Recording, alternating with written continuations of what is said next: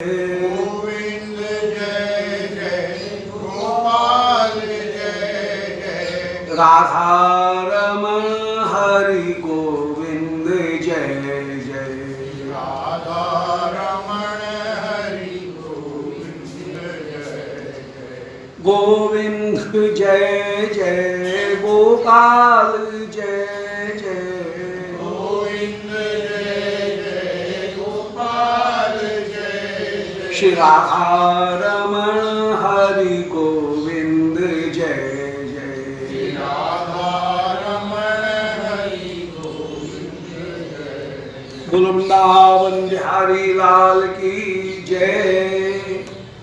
ओम नमो भगवते पुराण पुरुषोत्तमाय। ओम जयति पराशर सूनु सत्यवती हृदय नंदनो व्यासो यस्यास्य कमलगल्तम वाग्मय ममृतं जगत्पेवती विश्वसर्ग विसर्गादि नवलक्षण लक्षतम श्री कृष्णाक्षम परम धाम जगद्धाम नमामि तत्। हृदयस्य प्रेरणया प्रवर्तितो हम बराकुरूपी तस्य हरे पदकमलं वन्दे श्री चैतन्यदेवस्य।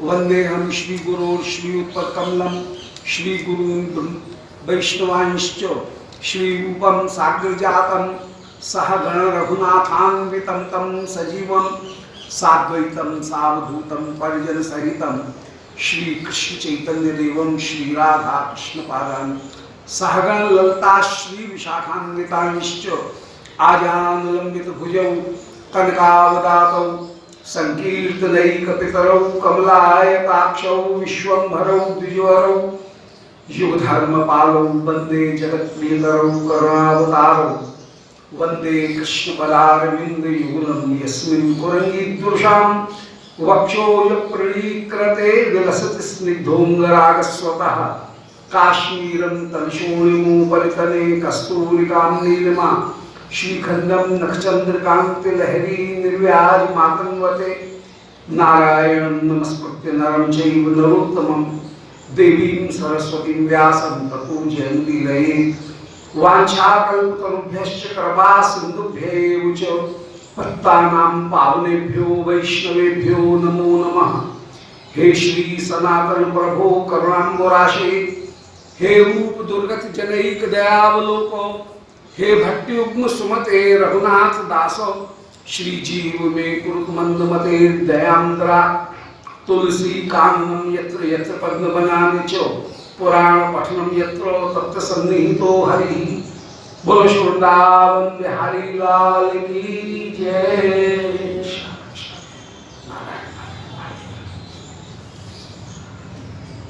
परम मंगल श्री चैतन्य चरितामृत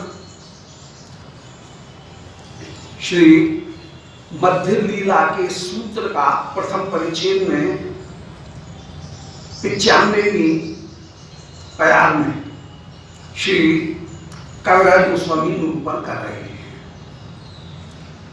श्री महाप्रभु की दक्षिण यात्रा के सूत्रों को यहाँ संकलित कर रही है और पूर्व प्रसंग में ये निरूपण कराए कि श्री महाप्रभु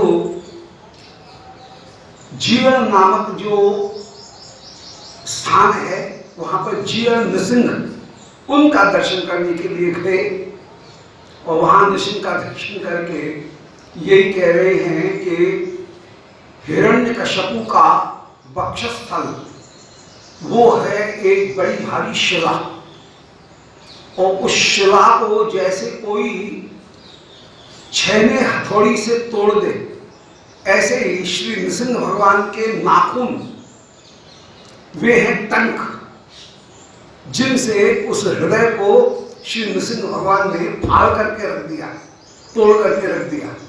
कोई श्री नृसिंह के श्री चरणारविंद की हम वंदना कर रहे हैं और कह रहे हैं इधर देखता हूं तब भी नृसिंह, उधर देखता हूं तब भी नृसिंह, जिधर देखता हूं उधर नृसिंह है, वे नृसिंह ही हमारी एकमात्र गति है। ऐसे श्रीमद् महाप्रभु श्री नृसिंह भगवान की वंदना कर रहे हैं। श्री नृसिंह स्वरूप परावस्थ स्वरूप है। 4 अवतारों को 3 अवतारों को परावस्था अवतार माना गया। श्री नृसिंह, श्री राम और श्री कृष्ण, ये 3 अवतार परावस्था अवतार हैं। कृष्ण और श्री चैतन्य तो एक चीज है, तो 3 अवतार परावस्थ होकर के विराजमान है वैष्णवों में। इसीलिए इन 3 जयंती और चौथी जयंती श्री वामन जयंती इसलिए क्योंकि श्री वामन इस मनवंतर के अवतार है, जिस मनवंतर में हम जी रहे हैं। इसके 4 जयंती वैष्णव विशेष रूप से मनाते हैं। श्री कृष्ण जयंती, श्री राम व्रत, राम जयंती का व्रत, श्री नृसिंह जयंती का व्रत और श्री वामन जयंती, उनका भी व्रत। कृष्ण और श्री नृसिंह एक स्वरूप, श्री कृष्ण और श्री गौरहरि ये एक स्वरूप होकर के विराजमान। तो श्री जी नृसिंह में पधारे और गांव गांव में आपने नाम का प्रवर्तन किया। अब आगे एक प्रसंग वर्णन कर रहे हैं, संकेत है उसका 8वें अध्याय में परिच्छेद में विस्तार पूर्वक वर्णन किया जाएगा। यहाँ तो थोड़ा सा संकेत मात्र कर रहे हैं, अभी तो केवल सूची मात्र दे रहे हैं कि गोदावरी तीर बने वृंदावन भ्रम, रामानंद राय सोने ताहानी मिलन। बड़ा सुंदर प्रसंग है ये, केवल इतना सा मात्र कहा है, एक बयान मात्र कही है कि गोदावरी के तीर पर श्री वृंदावन के विचार से श्रीमद महाप्रभु विचरण कर रहे हैं और वहां पर श्री राय रामानंद इनके साथ में महाप्रभु का मिलन हुआ और श्री राय रामानंद के मुख से श्रीमद महाप्रभु ने जो साध्य तत्व है उसके सार को श्रवण किया। ये श्री चैतन्य चरितामृत का बड़ा ही मार्मिक प्रसंग है और एक तरह से निचोड़ प्रसंग है।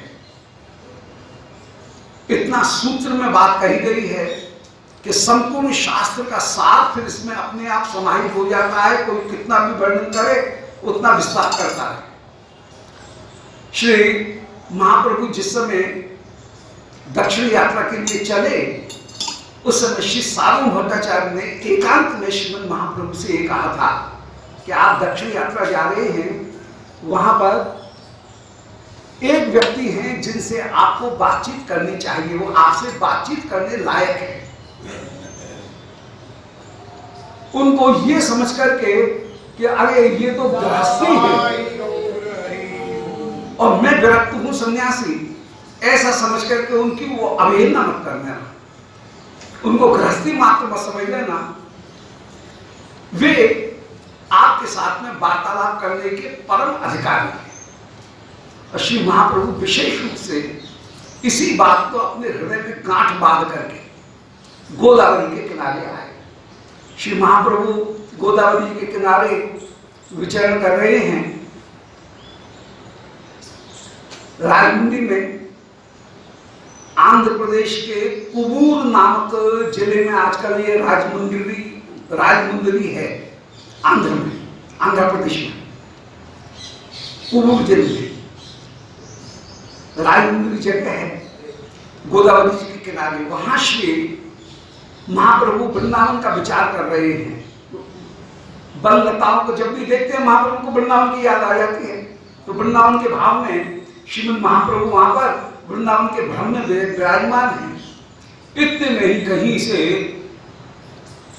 बाजे गाजे ढोल नगाड़े उनकी बड़ी जोर की आवाज आती हुई सुनाई दे रही है और देख रहे हैं पूरे धूमधाम के साथ में वहां के क्षेत्रीय राजा श्री राय रामानंद जी वे पधार रहे हैं।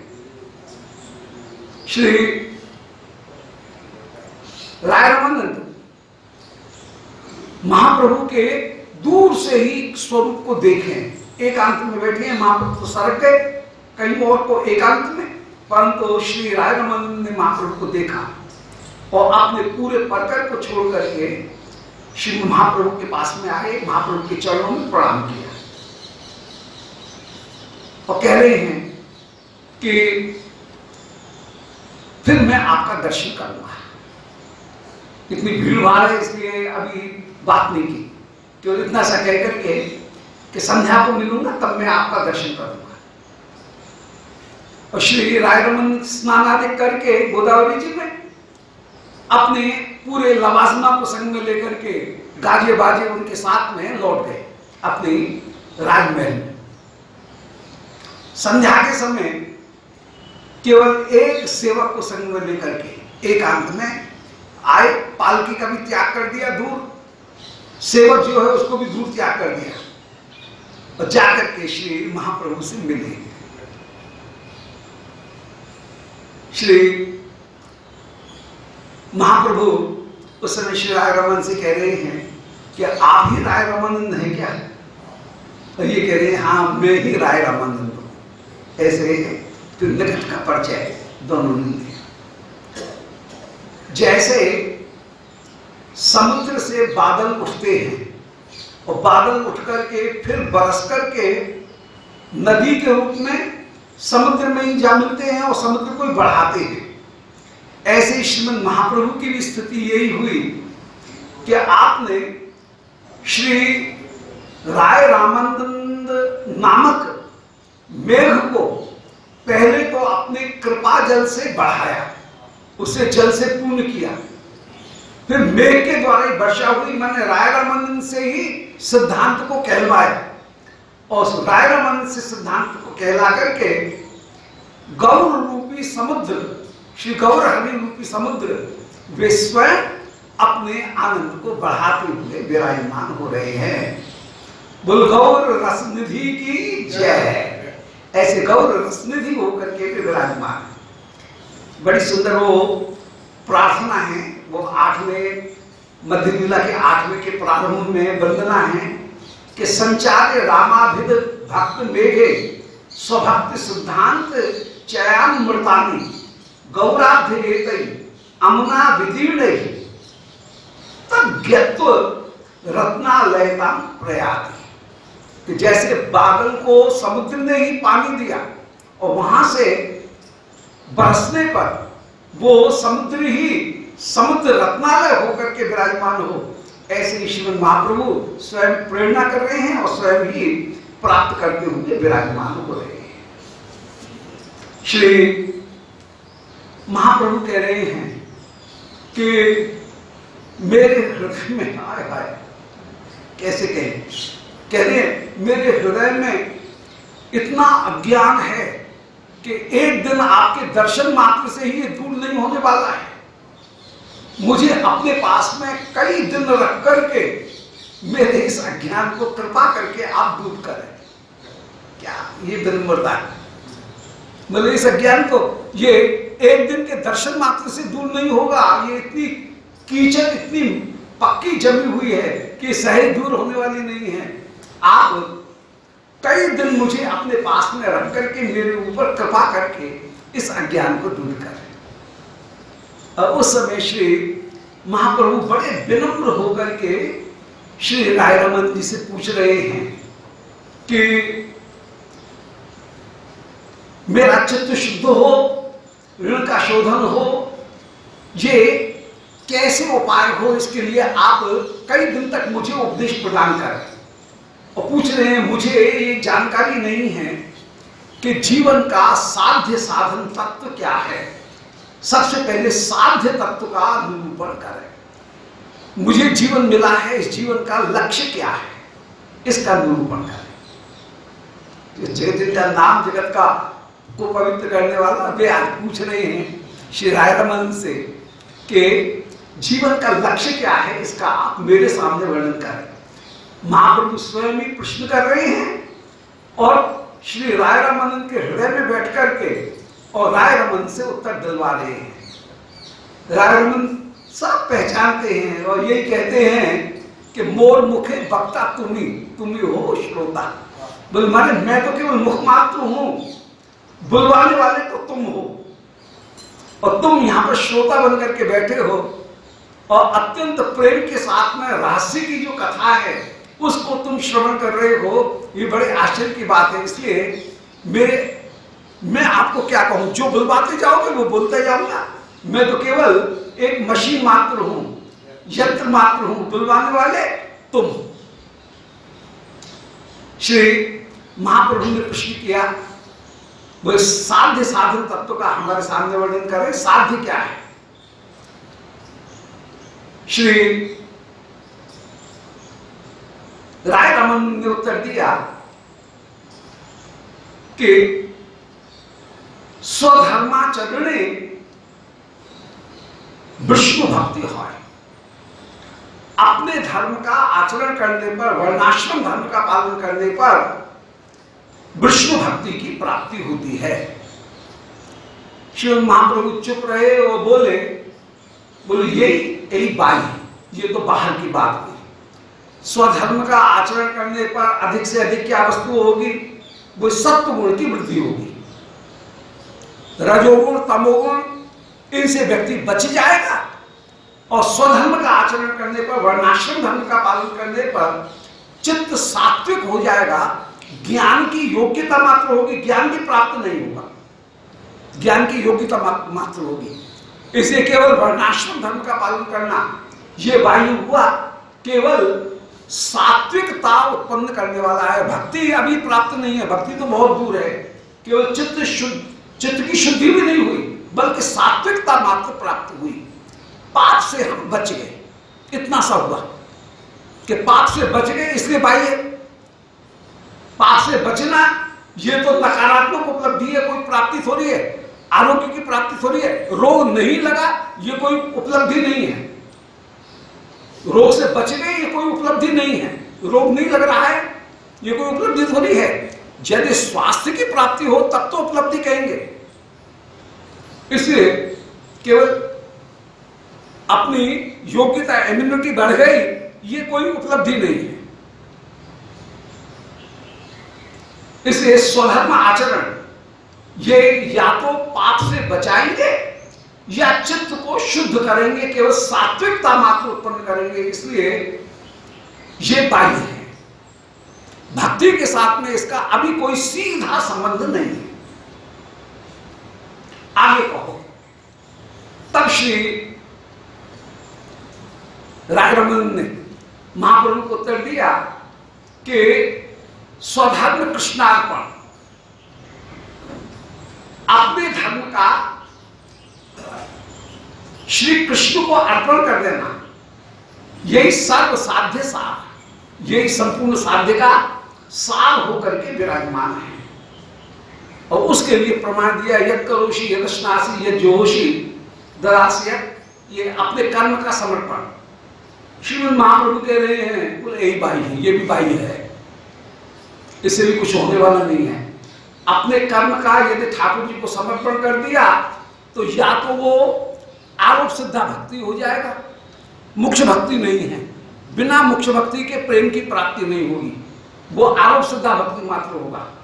और कर्म का बंधन तुमको नहीं हो रहा है, केवल इतना मात्र होगा कि तुमने जो अच्छे कर्म किए हैं उनको भी ठाकुर को समर्पित कर दिया, तो कर्म का बंधन तुमको नहीं हो रहा है। पर इससे कृष्ण प्राप्ति हो जाएगी ये संभव नहीं, इसे साध्य सार नहीं है। तो पहली बात कही थी कि अपने धर्म का पालन करना, महाप्रभु बोले ये भाई। फिर कहा अपने धर्म का भगवान को समर्पित कर देना, कृष्ण अर्पण कर देना। श्री रायरमन ने कहा कि अपने कर्म का भगवान को समर्पण कर दो। महाप्रभु बोले ना, इसको भी स्वीकार नहीं करूंगा, यही बाई, ये भी बाहर की वस्तु है, केवल चित्त की शुद्धि मात्र होगी। पुण्य का भी फल भोगने के लिए व्यक्ति को बंधना नहीं पड़ेगा, नहीं तो पाप का भी बंधन, पुण्य का भी बंधन, केवल इतना मात्र होगा। तब श्री महाप्रभु कह रहे हैं कि कर्म त्याग, कर्म संन्यास, यह साध्य शिरोमणि है। महाप्रभु बोले कि ये भी भाई। राय रमन ने कहा कर्म का संन्यास, कर्म का संन्यास ग्रहण कर लो। कर्म संन्यास ग्रहण करने पर कर्म नहीं करेंगे, ना अच्छे कर्म करेंगे ना बुरे कर्म करेंगे, कर्म से संन्यास ग्रहण कर लेंगे तो कर्म का बंधन नहीं होगा। संन्यास आश्रम ग्रहण करने पर कर्म का बंधन नहीं होगा। बोले ये भी बाह्य वस्तु है, कर्म किए बिना तो व्यक्ति रहेगा नहीं, और जरा सा भी ज्ञान के साथ में भी मैं करता हूं ये अभिमान आ गया तो फिर से कर्म बंधन हो जाएगा। कुछ देर के लिए कर्म संन्यास होगा, फिर से संसारी को, ज्ञानी को भी कर्म बंधन की प्राप्ति हो जाएगी। इसलिए केवल देहात्म बुद्धि मात्र का त्याग होगा। इसलिए देहात्म बुद्धि का त्याग, ब्रह्मैक्य और ऐश्वर्य ज्ञान, इन तीन को संन्यास के द्वारा प्राप्त किया जा सकता है। ये भी जीवन का लक्ष्य नहीं है। अर्थात कर्म मिश्रा जो भक्ति है, वो कर्म मिश्रा भक्ति जीवन का परम लक्ष्य नहीं है। बाह्य हुआ, कर्म को करके कर्म का को भगवान को समर्पित कर दिया, कर्म का बंधन तुमको प्राप्त नहीं होगा, भक्ति थोड़ी मिल जाएगी। तुमने ऐसा नहीं किया, परंतु इससे तुमको पाप के बंधन से, पुण्य के बंधन से मुक्ति मिल जाएगी, परंतु कुछ प्राप्त नहीं होगा। भक्ति की प्राप्ति, कृष्ण सेवा या आनंद की प्राप्ति इतने मात्र से नहीं होगी। तब श्री राय रमन ने कहा कि सही कहा, केवल कर्म संन्यास करने मात्र से ब्रह्म और जीव एक हैं, यह ज्ञान मात्र करने से फल की प्राप्ति नहीं होगी। ज्ञान भी तब फलीभूत होगा, संन्यास भी तब फलीभूत होगा जब उसके साथ में भक्ति जुड़ी हुई है। अतः ज्ञान मिश्रा भक्ति यह सार है, ये श्री राय रमन ने कहा। महाप्रभु बोले कि भाई ज्ञान मिश्रा जो भक्ति है ये भी बाह्य होकर के विराजमान, क्योंकि तप तीर्थ जपोदान पवित्राणि तराणि चो नालम कुर्वन्ति ताम सिद्धिम या ज्ञान कलया कृता। ठीक है, ज्ञान कला भक्ति की जो ज्ञान कला माने जो आरोप श्रद्धा भक्ति है, जो ज्ञान मिश्रा भक्ति है, उस ज्ञान मिश्रा भक्ति से भी वो वस्तु की प्राप्ति नहीं हो सकती है, प्रेम की प्राप्ति नहीं होगी, केवल बंधन की निवृत्ति हो जाएगी। तब श्री राय रमन ने कहा कि ज्ञान शून्य भक्ति वो साध्य सार होकर के विराजमान। पहले कहा स्वधर्म आचरण, फिर कहा स्वधर्म जो है उनका भगवत समर्पण, फिर कहा कर्म संन्यास, फिर कहा ज्ञान मिश्रा भक्ति, अब कह रहे हैं ज्ञान शून्य भक्ति वो जीवन का सार है। श्रीमद् महाप्रभु कह रहे हैं कि ये भी बाह्य होकर के विराजमान है। ज्ञान शून्य भक्ति ये भी बाह्य है, क्योंकि सेव्य सेवक भाव में केवल अनुकूलता मात्र इससे प्राप्त होगी। सेवा वासना जो है वो सेवा वासना की परिपूर्ण रूप से प्राप्ति नहीं होगी। परिपूर्ण रूप से सेवा वासना की प्राप्ति हो तो तभी कोई वस्तु परिपूर्ण हो सकती है। इसलिए केवल ज्ञान शून्य भक्ति ये जीवन का परम सार नहीं है। तब कहा ठाकुर के साथ में प्रेम भी होना चाहिए।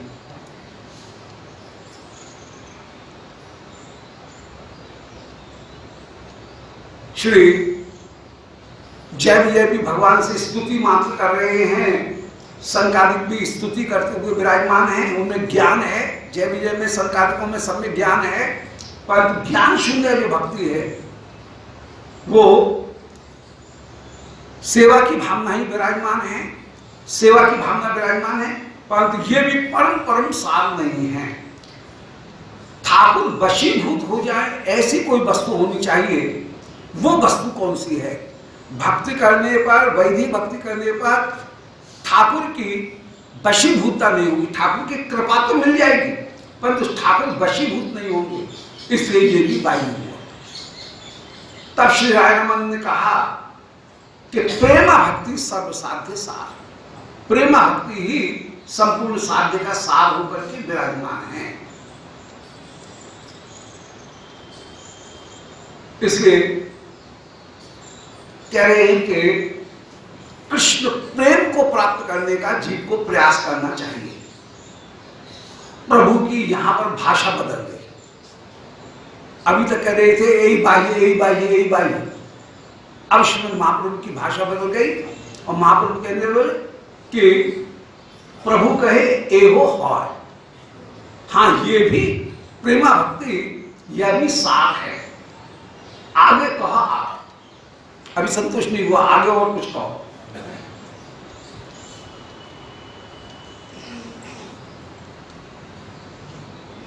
क्योंकि महात्म ज्ञान रूप जो भक्ति है, वहां पर महात्म ज्ञान के कारण कृष्ण में प्रीति की जा रही है। महात्म ज्ञान यदि कम हो जाएगा तो कृष्ण की प्रीति फिर कम हो जाएगी। जब तक महात्म ज्ञान है तब तक महात्म ज्ञान की तिपाही के ऊपर प्रेम टिका हुआ है। महात्म ज्ञान है इसलिए टिका हुआ है। महात्म ज्ञान कम हो जाएगा या माया के कई बंधन आने पर कहीं भगवान के महात्म ज्ञान को थोड़ा उपेक्षा की तो संसार में प्रवृत्त हो जाएगा, भक्ति तो समाप्त हो जाएगी। तो श्री प्रभु कह रहे हैं कि दास्य प्रेम सर्वसाध्य सार। जो शांत प्रीति है वो शांत प्रीति से भी बढ़कर के दास्य प्रीति है। शांत प्रीति का तात्पर्य है कृष्ण का ब्रह्म परमात्मा के रूप में स्मरण, परंतु उसमें निसंबंध नहीं है। संबंध ज्ञान शून्य होकर के केवल ब्रह्म परमात्मा के रूप में, अंशांशीय रूप में भगवान का स्मरण करना, शक्ति शक्तिमान के रूप में भगवान का स्मरण करना। श्री महाप्रभु ने कहा कि है ठीक है ये बात, परंतु इसके आगे अभी बहुत कुछ है, ये अंतिम नहीं है, इसके आगे की बात कहो। तब श्री राय ने कहा, रायरमन ने, कि दास्य प्रेम सर्वसाध्य सार। दास्य प्रेम सर्वसाध्य में साध्य का सार होकर के विराजमान। महाप्रभु बोले ठीक है, एहो है। आगे कहा ये भी सही है, आगे और कहो। दुर्वासा को जैसे कृपा की प्राप्ति हुई ऐसे ये भी है, और आगे कहो। उस समय श्री राय कहते हैं कि सख्य प्रेम दास्य प्रेम से भी बढ़कर के, सख्य प्रेम सार है। इत्थम सताम ब्रह्म सुखान बुद्धिया, ये दृष्टांत दिया। श्रीमद् महाप्रभु बोले हाँ एहो उत्तम। अब फिर भाषा बदल गई महाप्रभु की। पहले कह रहे थे बाह्य, फिर कहने लगे एहो है, अब कहने लगे एहो उत्तम। बोले दास्य प्रेम जो है वो भी उत्तम है, सख्य प्रेम भी उत्तम है, परंतु और आगे कहो। उस समय श्री रायरमन कह रहे हैं कि वात्सल्य प्रेम माने शांति की अपेक्षा दास्य प्रेम श्रेष्ठ, दास्य प्रेम की अपेक्षा वात्सल्य प्रेम और अधिक उत्तम है, एहो उत्तम। आगे कहा और आगे कहो। तब वात्सल्य प्रेम का भी वर्णन करते हुए आगे श्री महाप्रभु कह रहे हैं कि कांता प्रेम सर्वसाध्य सार। कांता प्रेम ही सर्वसाध्य सार होकर के विराजमान है।